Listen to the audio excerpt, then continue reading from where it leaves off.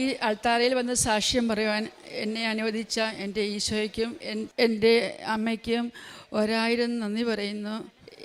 എൻ്റെ മോന് കിട്ടിയ ഒരു രോഗസൗഖ്യത്തിൻ്റെ സാക്ഷ്യം പറയാനാണ് ഞാൻ അൾത്താരയിൽ നിൽക്കുന്നത്. എൻ്റെ മോനെ 2021 മെയ് 21 അവന് ഒരു ചെറിയ ക്ഷീണം, ഒരു ചെറിയ പനിയൊക്കെ വന്നു. അപ്പോൾ ഞങ്ങൾ ഉടനെ തന്നെ ചെറിയ പനി വന്നു.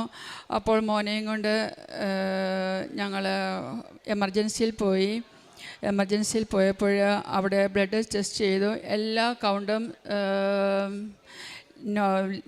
നോർമലായിരുന്നില്ല, എല്ലാം 0 ആയിരുന്നു. പിന്നെ അതിനുശേഷം അവിടെ അഡ്മിറ്റ് ചെയ്തു സെമി ഇൻറ്റൻസീവിൽ. അഡ്മിറ്റ് ചെയ്തതിന് ശേഷം കൊച്ചിന് അവർക്ക് മനസ്സിലായി ബ്ലഡ് ക്യാൻസർ ആണ് എന്ന് അവർ കൺഫേം ചെയ്തു. പക്ഷേ ഏത് ടൈപ്പുള്ള ബ്ലഡ് ക്യാൻസർ ആണ് എന്ന് അവർ കൺഫേം ചെയ്യാൻ തിങ്കളാഴ്ച പിറ്റേ ദിവസം അവർ മജ്ജയിൽ നിന്ന് വെള്ളം എടുത്തു. അതിൽ നിന്ന് മനസ്സിലായി അവന് അക്യൂട്ട് മൈലോയിഡ് ക്യാൻസർ ആണെന്ന് മനസ്സിലായി. അത് ഏറ്റവും ഒരു സീരിയസ് ആയ ഒരു ക്യാൻസറാണ്. അതിന് 4 ഹീമോ പിന്നെ മജ്ജ മാറ്റിവെക്കുക എന്നുള്ളതാണ് അതിൻ്റെ ട്രീറ്റ്മെൻറ്റ്. അവന് 4 ഹീമോയും ചെയ്തു. ഓരോ ഹീമോ ചെയ്യുമ്പോഴും അവന് സൈഡ് എഫക്റ്റുകൾ ഉണ്ടായിരുന്നുവെങ്കിലും അവന് അത് തരണം ചെയ്യാനുള്ള ഒരു കൃപ ഈശോയും അമ്മയും അവന് കൊടുത്തു. ഡോക്ടർമാർ വിസിറ്റിന് വരുമ്പോൾ ഡോക്ടർ പറയുമായിരുന്നു, ഇവന് ഹീമോ ചെയ്ത കുട്ടിയാണോ, അവന് കുഴപ്പമൊന്നുമില്ല, പക്ഷേ എല്ലാം ഞങ്ങൾ ചെയ്യാനുള്ളത് ചെയ്യുന്നു, എല്ലാം ദൈവത്തിൻ്റെ കരങ്ങളിലാണ് എന്നവർ പറയുമായിരുന്നു. എങ്കിലും അവനെ ഹീമോ ചെയ്ത ഒരു കുട്ടിയായിട്ട് കാണുന്നില്ല. അവന് വോമിറ്റിംഗ് ഉണ്ടായിരുന്നു, അവന് ഭക്ഷണം കഴിക്കാൻ ബുദ്ധിമുട്ടുണ്ടായിരുന്നു. എങ്കിലും അതിൽ നിന്നെല്ലാം അവനത് തരണം ചെയ്തു പോകാനുള്ള കഴിവുണ്ടായിരുന്നു. പിന്നെ അവൻ ലാസ്റ്റ് മജ്ജ മാറ്റി വയ്ക്കുന്നതിന് മുമ്പായിട്ട് അവന് ഒരു ഏറ്റവും ഹെവി ആയിട്ടുള്ള ഒരു ഹീമോ കൊടുക്കേണ്ടി വരുന്നു. ആ ഹീമോയിൽ അവന് ഒത്തിരിയേറെ പ്രയാസങ്ങളുണ്ടായിരുന്നു. ഏറ്റവും കൂടുതൽ ഹെവി ആയിട്ടൊരു ഹീമോയാണ്. അപ്പോൾ അവൻ അതിനൊന്ന് ആ ഹീമോ ചെയ്തപ്പോഴും അവന് ബുദ്ധിമുട്ടുകൾ ഉണ്ടായിരുന്നുവെങ്കിലും അത് അവന് തരണം ചെയ്ത് അത് മുമ്പോട്ട് പോകാനുള്ള കൃപ ഈശോയും അമ്മയും അവന് കൊടുത്തു. ആ സമയം ഞങ്ങളെപ്പോഴും പ്രാർത്ഥനയിലും അതുപോലെ ഇതാണെന്ന് അറിഞ്ഞ നിമിഷം മുതൽ ഞങ്ങൾക്ക് ഒരു കസിൻ വഴി കൃപാസനത്തെക്കുറിച്ചും കൃപാസന ഓൺലൈനിൽ ഉടമ്പടി എങ്ങനെ എടുക്കണമെന്നും എനിക്ക് പറഞ്ഞു തന്നു. അത് പ്രകാരം ഞാൻ ഉടമ്പടിയിലായിരുന്നു.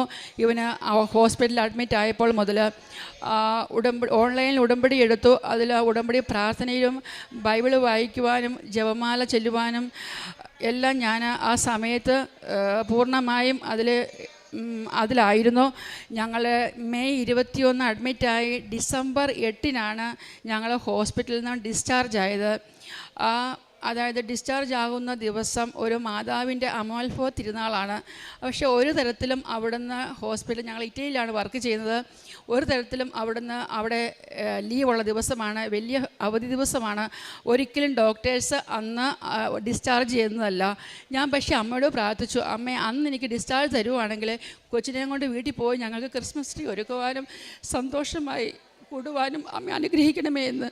ആ ദിവസം അന്ന് ഒരിക്കലും സാധ്യമല്ലാത്ത ആ സമയത്ത് ഞങ്ങൾക്ക് ഡിസ്ചാർജ് എന്ന് വീട്ടിൽ പോകുവാൻ അമ്മ അനുഗ്രഹിച്ചു. പിന്നെ ഞാൻ 2022 ജനുവരി 2 ഓൺലൈൻ ഉടമ്പടി എടുത്തു. വന്ന് സാക്ഷ്യം പറയുവാനുമായിട്ട് നിന്നെങ്കിലും എനിക്ക് പറയുവാൻ സാധിച്ചില്ല. പക്ഷേ തീർത്ഥാടന ഉടമ്പടി 2022 ജനുവരി 2 വന്നെടുത്തു. അതിനുശേഷം ഞങ്ങൾക്ക് സാക്ഷ്യം പറയാൻ സാധിച്ചില്ല, എങ്കിലും ഇപ്പോൾ സാക്ഷ്യം പറയാൻ സാധിച്ചു. അതേസമയം അവൻ്റെ ആ സമയത്തൊക്കെ പല കുട്ടികൾക്കും ഇതുപോലെ ഈ ലെവലിലുള്ള ഹീമോ ചെയ്തതിന് ശേഷവും മജ്ജ മാറ്റി വയ്ക്കുന്നതിന് മുമ്പായിട്ടും അത് ലോകത്തോട് വിട പറഞ്ഞ പല സംഭവങ്ങളും ഞങ്ങൾ കേട്ടു. ഞങ്ങൾക്ക് അടുത്തുള്ള അറിയാവുന്നവരും അടുത്ത ബന്ധുക്കളും ആയ പിള്ളേരൊക്കെ ഉണ്ടായിരുന്നു. ആ കുട്ടികളിലൊക്കെ ഇങ്ങനെ 3-4 പിള്ളേർക്ക് ഞങ്ങളിങ്ങനെ കേട്ടു. ആ പിള്ളേരൊക്കെ ഇന്ന് ജീവനോടെ ഇല്ല. എങ്കിലും അമ്മയും തിരുക്കുമാരനും ഞങ്ങളെ അതിൽ നല്ല എൻ്റെ കുഞ്ഞിനെ രക്ഷിച്ച് ഞങ്ങൾക്ക് സൗഖ്യം തന്ന് അനുഗ്രഹിച്ചു. പിന്നെ കൂടാതെ ഞങ്ങൾക്ക് ഉടമ്പടി എടുത്തതിലൂടെ ഒരു ദിവസം പോലും ജപമാല ഇല്ലാത്ത ദിവസമില്ല. എങ്കിലും ജോലിയുള്ള സമയങ്ങളിലാണെങ്കിൽ ഞങ്ങൾ ജപമാല ചെല്ലാറില്ല. എങ്കിലും ഉടമ്പടി എടുത്തതിന് ശേഷം ജോലിക്ക് പോകുന്നതിന് മുമ്പായിട്ട് ജപമാല ചൊല്ലിയിട്ടേ പോകാറുള്ളൂ. ബൈബിൾ വായിക്കാനും അതുപോലെ കാരുണ്യ പ്രവൃത്തികളായിട്ട് ഞങ്ങൾക്ക് പോയി ചെയ്യാൻ സൗകര്യമില്ല. അതുകൊണ്ട് ഞങ്ങൾ പൈസ കൊടുത്ത് കാരുണ്യ പ്രവൃത്തികളായിട്ട് ഞങ്ങൾ പാവങ്ങളെ സഹായിക്കുകയും മേലാത്ത കുട്ടികൾക്ക് പൈസ കൊടുത്ത് ഞങ്ങൾ സഹായിക്കുകയും ചെയ്യുമായിരുന്നു. പിന്നെ പത്രം കൊടുക്കാനും, പത്രം കൊടുക്കുമ്പോൾ ഇത് എനിക്ക് എൻ്റെ കുഞ്ഞിന് കിട്ടിയ സൗഖ്യത്തെക്കുറിച്ചും അതിലൂടെ ഉണ്ടായ ദൈവാനുഗ്രഹത്തെക്കുറിച്ചും ഞാൻ പറഞ്ഞു കൊടുക്കും. ആരുടെ വിഷമം വന്നാലും ഞാൻ പറയും, നിങ്ങൾ കൃപാസനത്തിൽ പോയി ഉടമ്പടി എടുത്ത് പ്രാർത്ഥിക്ക്, തീർച്ചയായിട്ടും നിങ്ങൾക്ക് അമ്മയും ഈശോയും അനുഗ്രഹിക്കുമെന്ന്. പിന്നെ ഞങ്ങൾക്ക് ഉണ്ടായ അനുഭവം എന്ന് പറഞ്ഞാൽ, എൻ്റെ മോന് രണ്ട് പിള്ളേരാണുള്ളത്. മൂത്ത മോന് ഒരു ബൈക്ക് ആക്സിഡൻ്റ് ഉണ്ടായി. ആ ബൈക്ക് നന്നായിട്ട് ഞങ്ങൾക്ക് കേടായി, നന്നായിട്ട് നല്ലൊരു പണി വന്നു, നല്ലതായിട്ട് അതിനൊരു കേടുപാടുകൾ സംഭവിച്ചു. എങ്കിലും എൻ്റെ കുഞ്ഞിന് ഒരു കുഴപ്പവുമില്ലാതെ അവന് എഴുന്നേറ്റ് ഒരു പ്രശ്നവും ഉണ്ടായില്ല. ഒരു കുഴപ്പവുമില്ലാതെ അമ്മ കാത്തുരക്ഷിച്ചു. അവൻ്റെ കയ്യിൽ കാശ് രൂപം ഉണ്ടായിരുന്നു. ഇത് വെഞ്ചരിച്ച കാശ് രൂപം ഞാൻ കൊടുത്തുവിട്ടു. കാരണം ആദ്യ ടൈമുകളിലായിരുന്നു അവൻ ബൈക്ക് എടുത്തത്. അതുകൊണ്ട് ഞാൻ എപ്പോഴും കൊടുത്തുവിടുമായിരുന്നു.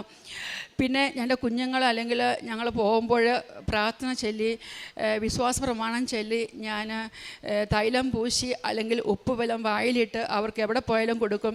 അതുപോലെ ഞങ്ങളുടെ വീട്ടിൽ ഞങ്ങൾ ഉപ്പിട്ട് പ്രാർത്ഥിക്കും, എല്ലാ മുറിവഴിയും എല്ലാ സ്ഥലങ്ങളിലും. പിന്നെ ഏത് വിഷമങ്ങൾ വന്നാലും ഏതൊരു സാഹചര്യം വന്നാലും ഞാൻ ഓൺലൈനിൽ ഉടമ്പടി എടുത്ത്, നീ എടുക്കാൻ സാധിച്ചില്ലെങ്കിലും അത് ഞാൻ അമ്മയ്ക്ക് കാഴ്ചവെച്ച് പ്രാർത്ഥിക്കും.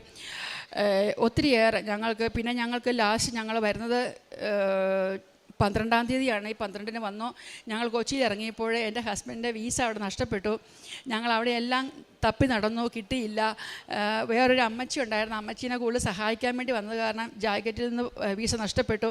എങ്കിലും ഞങ്ങൾ അവിടെയെല്ലാം തപ്പി കിട്ടിയില്ല. പിന്നെ ഞങ്ങളെ കൊണ്ടുവന്ന ഡ്രൈവർ അറിയാമായിരുന്നു, ഒരു കസ്റ്റംസ് ഓഫീസർ അറിയാമായിരുന്നു. ആ കസ്റ്റംസ് ഓഫീസറും ഒരു പ്രാർത്ഥനയുള്ള ഒരു മാഡമായിരുന്നു. അങ്ങനെ ഞാൻ ഒന്നും രക്ഷയില്ല എന്ന് കണ്ടപ്പോൾ ഞാൻ വണ്ടി കയറി അമ്മയുടെ ജപമാലയും കാശുരൂപവും വെച്ച് ഞാനങ്ങ് കരഞ്ഞു പ്രാർത്ഥിച്ചു, വിശ്വാസ പ്രമാണം ചൊല്ലി. അമ്മേ, ഇതെനിക്ക് കാണിച്ചു തരണം, എനിക്ക് അമ്മയുടെ സാക്ഷ്യം പറയാൻ പോകാനുള്ളതാണ്, ഞാനിത് സാക്ഷ്യം പറഞ്ഞോളാം എന്ന് ഞാൻ പറഞ്ഞു. ഞാനത് പ്രാർത്ഥിച്ച് പറഞ്ഞു. ഉടനെ തന്നെ ഡ്രൈവർ വന്ന് പറഞ്ഞു, ആ വീസ കിട്ടിയെന്ന്. തീർച്ചയായിട്ടും അമ്മയുടെ ഒരു ഇടപെടലുണ്ടായി. കാരണം ഒരു ഭക്തിയുള്ള ഒരു മാഡത്തിനെ അവൻ ഉടനെ തന്നെ വിളിക്കാനും, ആ മാഡവും ഭക്തിയുള്ള ദൈവവിശ്വാസമുള്ള ഒരാളായിരുന്നു. അതിലൂടെ അമ്മയുടെ ഇടപെടലുണ്ടായി. ഞങ്ങൾക്ക് കിട്ടിയ എല്ലാ അനുഗ്രഹങ്ങൾക്കും ഈശോയ്ക്കും അമ്മയ്ക്കും 1000 നന്ദി പറയുന്നു. ഹെബ്രായർക്കുള്ള ലേഖനം 4-ാം അധ്യായം 16-ാം തിരുവചനം അരുളി ചെയ്യുന്നു, അതിനാൽ വേണ്ട സമയത്ത് കരുണയും കൃപാവരവും ലഭിക്കുവാൻ നമുക്ക് പ്രത്യാശയോടെ കൃപാവരത്തിൻ്റെ സിംഹാസനത്തെ സമീപിക്കാം.